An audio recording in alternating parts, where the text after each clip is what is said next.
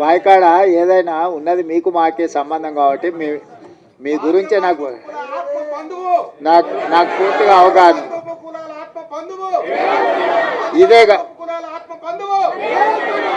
ఇదే కాకుండా నేను అయిన తర్వాత state election commissioner Ismail Pullaiah గారి కూతురు రాణి కుమిదిని మాదిగా ఆడబిడ్డని నేను వేసిన 100 ఏళ్ళ హిస్టరీ ఉన్న ఉస్మానియా యూనివర్సిటీకి 100 ఏళ్ళ నుంచి ఏ దళితుడు కాలే మొదటిసారి దళితుని అది మాదిగలకు సంబంధించిన కుమార్ని ఇలా ఉస్మానియా యూనివర్సిటీ వైస్ ఛాన్సలర్ చేసిన ఉస్మానియా యూనివర్సిటీ ఆర్ట్స్ కాలేజ్ ప్రిన్సిపల్గా ప్రొఫెసర్ కాసిమ్ని ఈరోజు మన ప్రభుత్వాన్ని నియమించింది.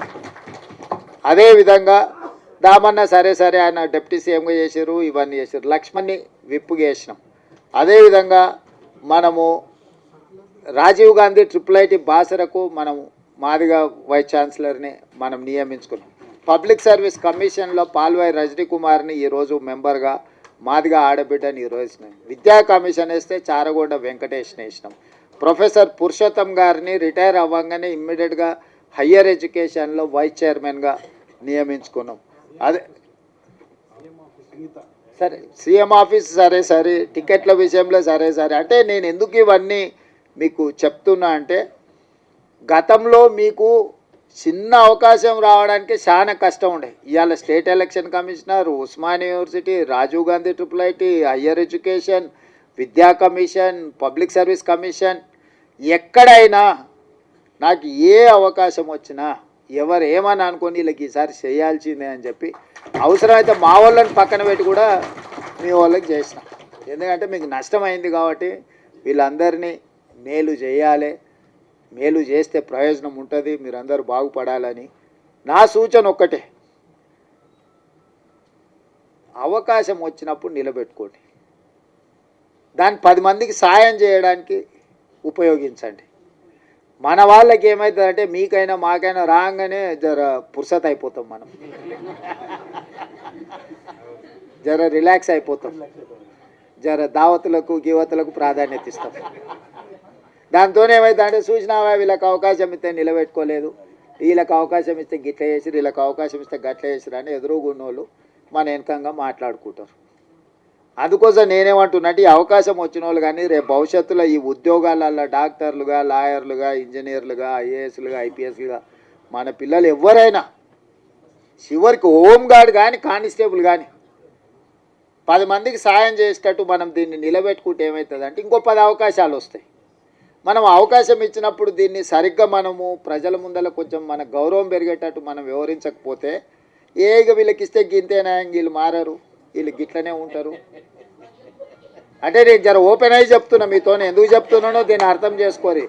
అంతా బాగుందని చెప్పి మీకు చేతులు కలిపి ఫోటో దిగి పంపొచ్చు, కానీ దానివల్ల పూర్తి స్థాయి ప్రయోజనం లేదు. మనకి ఏ అవకాశం వచ్చినా దాన్ని నిలబెట్టుకొని అరే వీళ్ళకి ఇస్తే సమర్థులే, బాగా చేస్తారు, 10 మందికి ఉపయోగపడతారు, జర పద్ధతి మీద ఉంటారని మనం నిరూపించుకుంటే ఏమైందంటే ఇంకో 10 అవకాశాలు కొత్త వాళ్ళకి వస్తాయి. మనం దాన్ని ఆ అవకాశాన్ని మనం సరిగ్గా ఒడిసి పట్టుకోకపోతే ఏమవుతుందంటే ఎక్కడో ఒక దగ్గర వీళ్ళకి ఇస్తే గిట్టనే చేస్తారా అని మీకు మాకు ఆ చెడ్డ పేరు రావద్దు. అందుకోసమని ఇచ్చిన అవకాశాలు వీడు ఇచ్చిన వాళ్ళకే కాదు, రేపు వచ్చే అవకాశాలలో ఏ ఉద్యోగం వచ్చినా ఎవరన్నా మనోళ్ళు వస్తే కూసబెట్టి మర్యాద ఇచ్చి పని ఉంటే చేసి పెట్టురు, లేకపోతే వాళ్ళకు సలహా ఇరు. ఒకసారి వాళ్ళకి తెలియదు పాపం, ఎక్కడి నుంచో కింద నుంచి కష్టపడి వస్తాడు, వాళ్ళకి తెలియక ఏదన్నా అట్లా ఇట్లా కొంచెం మాట్లాడతారు. వాళ్ళు కూర్చోబెట్టి మాట్లాడేది నేర్పాలి, పని ఎట్లా చేసుకోవాలో నేర్పాలి, ఈ పని ద్వారా 10 మందికి ఎట్లా మనము సాయం చేయాలో కూడా వాళ్ళకి కొంచెం ఓపిక తెచ్చుకొని నేర్పాలి. మేము అయిపోయినాం కాబట్టి మేము ఇంకా మిగతా వాళ్ళకి మేము పెద్దగా చెప్పము అనే విధానం మనకు ఉండొద్దు.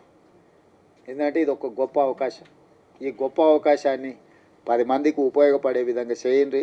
ఏది ఉన్నా నేను ఉన్నంత వరకు మీ ఓడే ఉన్నాడు అనుకోండి కుర్చీలో. ఎందుకు చెప్తున్నా అంటే నాకేమి ఇంటికి తీసుకుపోయేది ఏంది లేదు, నేను ఏది నా ఇంటికి తీసుకుపోను. 10 మంది ఇబ్బందులు ఉన్న వాళ్ళకి సాయం చేయడానికి నేను ఉన్నా, నాకు పేరు తప్ప ఇంకేంది లేదు. అరే నన్ను కనిపిస్తే మీరు నమస్కారం పెడితే నాకు సంతోషం అవుతుంది అంతే. అరే మాకు అన్న చేసి నమస్తే అన్న, నన్ను గుర్తుపట్టకపోయినా నేను మిమ్మల్ని గుర్తుపట్టకపోయినా నమస్తే పెడితే నేను చేసిన పనికి నాకు సంతోషం కలుగుతుంది. నేను అంతమించి మీ నుంచి ఏం ఆశిస్తలేదు. ఆయన సతీష్ మాదిగా ఏమన్నా పొటేలు కోసి దావతీయమని కూడా నేనేం అడుగుతలేను. ఆయన కూడా అప్పుడప్పుడు చెప్తుంటా కానీ వినడు, అప్పుడు అట్లా ఇట్లా చేస్తుంటాడు. ఆయన దృష్టిలో పెట్టుకొని ఇప్పటి దగ్గర చెప్పిన, సిలక్కి చెప్పినట్టు చెప్పిన, చెప్తినరా నాయన నీకెందుకు నేను ఉన్నా కదా అని అంటే ఉన్నట్టు ఉంటాడు, అప్పుడే అట్లా పోయేస్తాడు.